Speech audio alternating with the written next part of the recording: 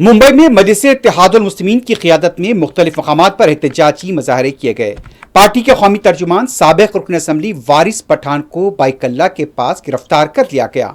Media से बात करते हुए वारिस पठान ने कहा कि जमहूरी तौर पर हमारा एहतजाज उस वक्त तक जारी रहेगा जब तक कि काले कानून को वापस नहीं लिया जाता।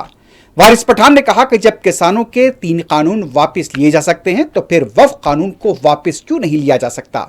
मोदी हुकूमत मुसलमानों के साथ नाइंसाफी कर रही है। उसके खिलाफ आज हमने पीसफुल प्रोटेस्ट किया है और हमारे यहाँ ये पीसफुल प्रोटेस्ट जारी रहेगा देश भर में। मैटर सुप्रीम कोर्ट में पेंडिंग है, 16 को सुनवाई होने वाली है, लेकिन हमको संविधान ने अधिकार दिया है कि हम कानून अगर नहीं मानते, काला कानून है, ये मुसलमानों के राइट टू प्रैक्टिस रिलीजन में इंटरफेरेंस है, यह संवैधानिक है, संविधान का गला घोटा जा रहा है मोदी सरकार द्वारा। तो हम चाहते हैं कि फौरी तौर से ये कानून वापस लिया जाए।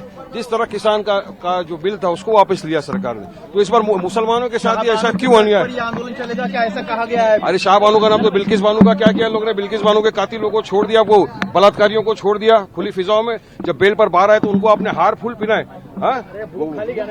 आप उसकी बात क्यों नहीं करते हो? कानून व्यवस्था नहीं बिगड़ेगी, सरकार का कहना है कि कानून व्यवस्था क्या मिलेगी?